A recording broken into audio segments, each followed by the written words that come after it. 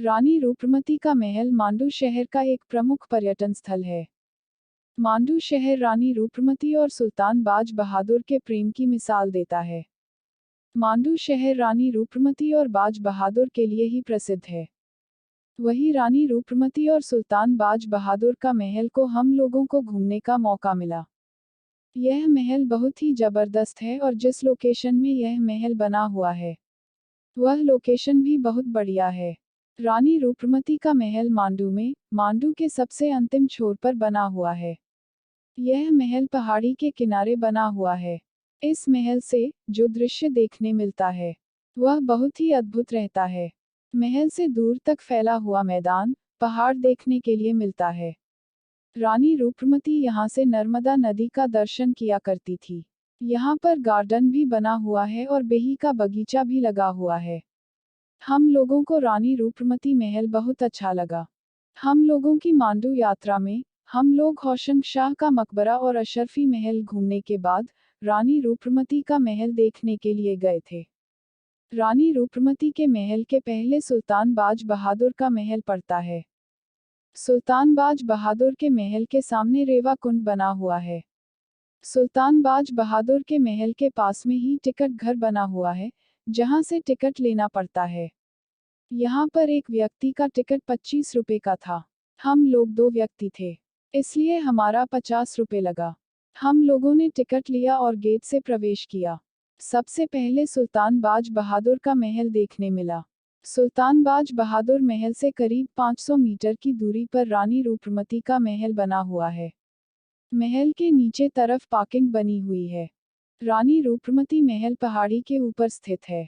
रानी रूपमती महल तक जाने के लिए जो मार्ग बना हुआ है, वह पक्का और घुमावदार है। यह मार्ग पहाड़ी वाला और चढ़ाई वाला है। रानी रूपमती महल के नीचे तरफ पार्किंग के पास बहुत सारी दुकानें थी, जहां पर बहुत सारा सामान मिल रहा था और यहाँ पर खाने पीने के लिए भी बहुत सारे सामान मिल रहा था। यहाँ पर नींबू पानी, चने, पापड़, बेही, सीताफल, ककड़ी यह सभी चीजें खाने के लिए मिल रही थी। हम लोगों ने यह सब कुछ नहीं लिया। यह महल 2 मंजिला है और बहुत ही सुंदर है। यहाँ खूबसूरत मंडप बना हुआ है और गलियारा बना हुआ है।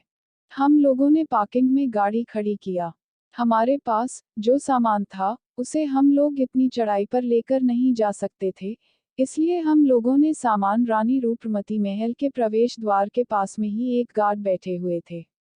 हम लोगों ने अपना सामान गार्ड के पास में ही रख दिया। यहाँ पर अगर कोई विकलांग व्यक्ति आता है, तो उसके लिए व्हीलचेयर भी रखा गया है, ताकि वह महल को घूम सके।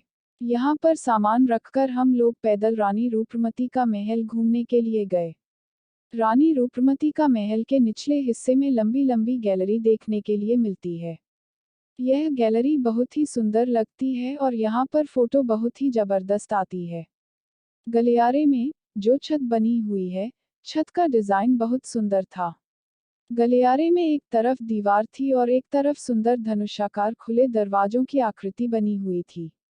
मांडू का रानी रूपमती महल की गलियारे या गैलरी से आगे बढ़ने पर हम लोगों को यहाँ पर बगीचा देखने के लिए मिला। यह बगीचा रानी रूपमती महल की शोभा दोगुना कर देता है। यह बगीचा बहुत अच्छी तरह से मेंटेन करके रखा गया है और यहाँ पर एक बेही का बगीचा भी बनाया गया है। बेही का बगीचा की देखभाल अलग से की जाती है। यहाँ पर किसी को भी जाने की अनुमति नहीं है। मुझे लगता है कि बेही का जो बगीचा है, वह किसी व्यापारी को दे दिया गया है और व्यापारी यहाँ की देखभाल करता है। जब भी बेही का मौसम आता है, तब वह बेही बेचता होगा। रानी रूपमती महल के पास बगीचा देखने के बाद हम लोग महल में गए। यह महल सुंदर है और महल के एक तरफ मांडव नगर का दृश्य देखने के लिए मिलता है और दूसरी तरफ दूर तक फैली हुई वादी का दृश्य देखने के लिए मिलता है, जहां पर खेत, खलियान, पहाड़, नदी, तालाब, पर्वत यह सभी दृश्य देखने के लिए मिलते हैं। हम लोग जब गए थे, तब यहाँ पर कोहरा था, जिससे दृश्य साफ नहीं दिख रहा था, मगर यहाँ बहुत ही जबरदस्त था। यहाँ से नीचे खाई देखने के लिए मिल रही थी। अगर कोई यहाँ से गिर जाए, तो वह जिंदा नहीं बचेगा। रानी रूपमती का मंडप बाज बहादुर और रानी रूपमती की प्रेम कहानी का गवाही देता है। महल के सबसे ऊपरी हिस्से में दो छतरी देखने के लिए मिलती है, जिनका डिजाइन बहुत ही सुंदर लगता है। रानी रूपमती महल के निचले हिस्से में बड़े बड़े कुंड देखने के लिए मिलते हैं। इन कुंडों में वर्षा जल एकत्र किया जाता था।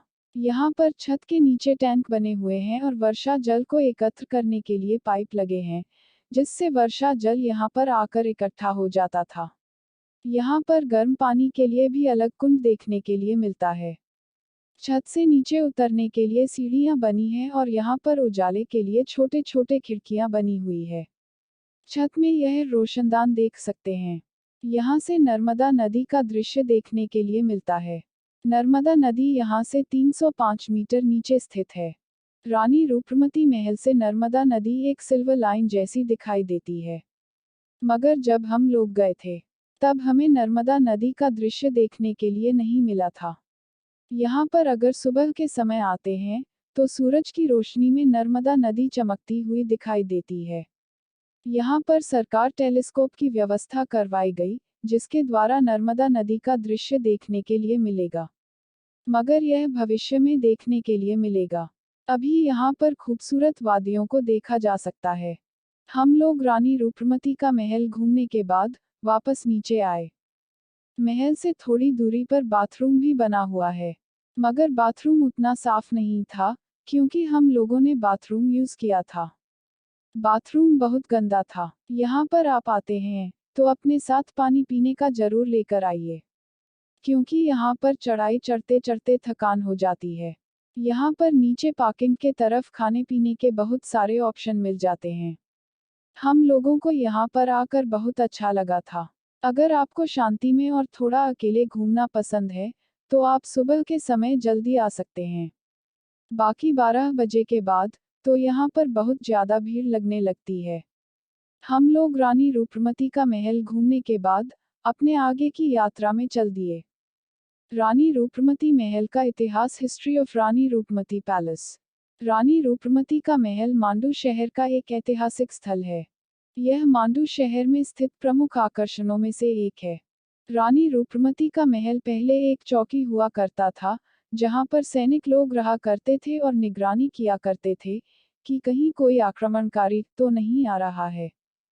मगर रानी रूपमती के शर्त अनुसार राजा बाज बहादुर ने इस चौकी को महल में परिवर्तित कर दिया और यहाँ पर कुछ परिवर्तन किए और इसे वर्तमान स्वरूप में, जिस तरह हम लोग देख रहे हैं, उस तरह तैयार किया। रानी रूपमती यहाँ पर नर्मदा जी के दर्शन करती थी और पूजा करती थी और उसके बाद भोजन ग्रहण करती थी। इस जगह से बहुत सुंदर दृश्य देखने के लिए मिलता था और इस जगह में नीचे की तरफ जलकुंड भी देखने के लिए मिलता है, जो बरसात के पानी को एकत्र करने के लिए बनाया गया है। चैनलों के माध्यम से यहाँ पर पानी एकत्र किया जाता है।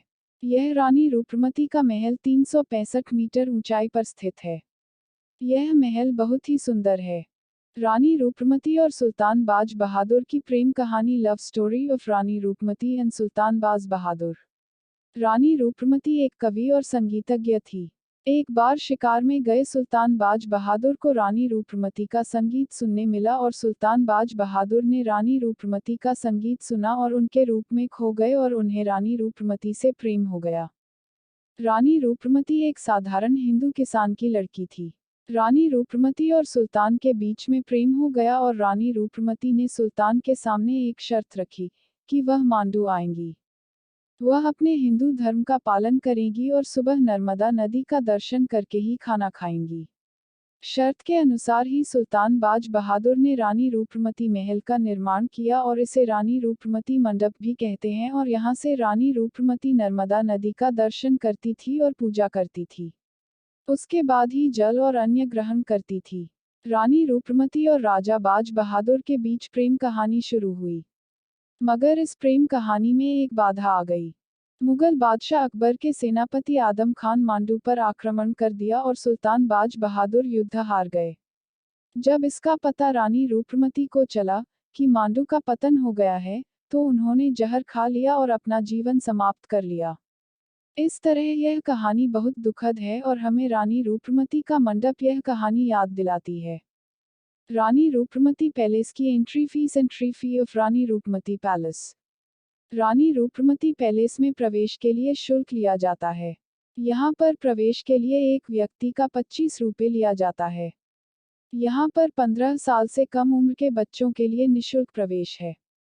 यहाँ पर विदेशी व्यक्ति के लिए अलग चार्ज लिया जाता है, वह मुझे याद नहीं है। रानी रूपमती का महल कहाँ पर स्थित है? Where is Rani Roopmati's palace located? रानी रूपमती का महल धार जिले के मांडल नगर में स्थित है। यह मुख्य मांडव शहर से करीब 5 किलोमीटर दूर है। यह मांडव शहर के सबसे अंतिम छोर में स्थित है। यहाँ पर कार और बाइक से पहुँचा जा सकता है। यहाँ पर पार्किंग के लिए बहुत अच्छी व्यवस्था उपलब्ध है। यहाँ पर निःशुल्क पार्किंग सुविधा उपलब्ध है। यहाँ पर पहुँचने के लिए अच्छी सड़क है।